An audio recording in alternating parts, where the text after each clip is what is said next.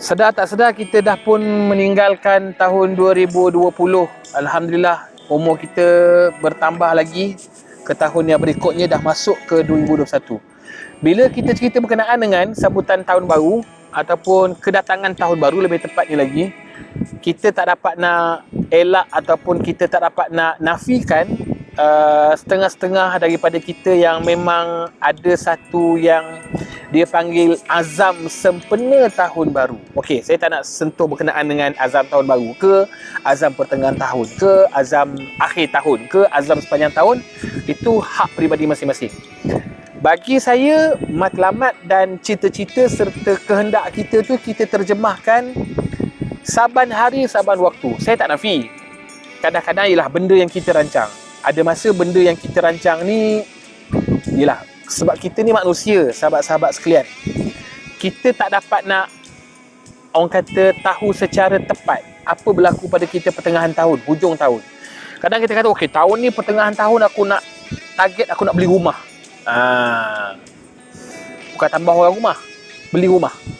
Jadi kadang-kadang takdir Allah rupa-rupanya, contoh macam yang sedang melanda kita ni, COVID, pandemik dan sebagainya, dah membantutkan cita-cita kita. Tetapi kenapa perlu ada azam tu?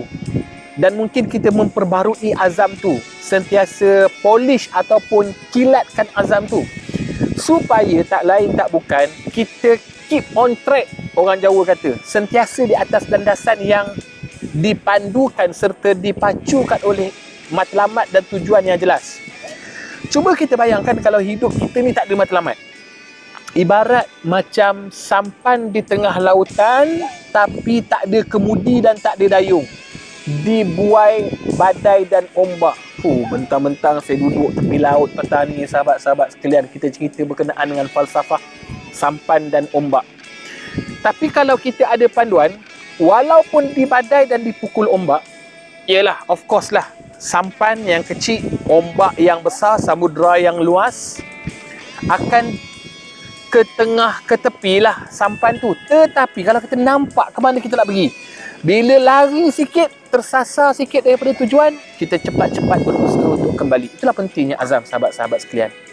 Sebab itu, sentiasa kita perbarui tekad dan azam kita, sentiasa kita jadikan hidup kita ni ada landasan dan dipacu oleh tujuan dan matlamat yang sebenar.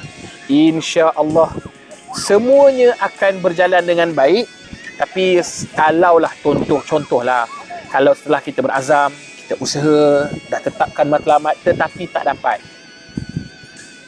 ketahuilah bahawa sesungguhnya Allah Subhanahu Wa Taala itu Maha Bijaksana, Maha Pengasih, Maha Pengatur segala-galanya. Kan ada ayat Quran yang mengatakan kita merancang, Allah Subhanahu Wa Taala juga merancang, tetapi perancangan Allah itu jauh lebih baik. Di kesempatan ini, saya nak mengucapkan selamat menyambut tahun baru 2021 kepada sahabat-sahabat semua.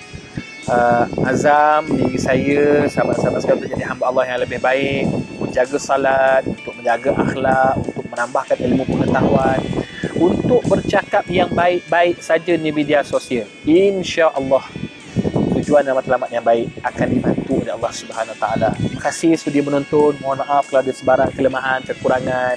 Maklumlah saya hanya hamba Allah yang biasa tetapi sedikit handsome. Assalamualaikum warahmatullahi wabarakatuh.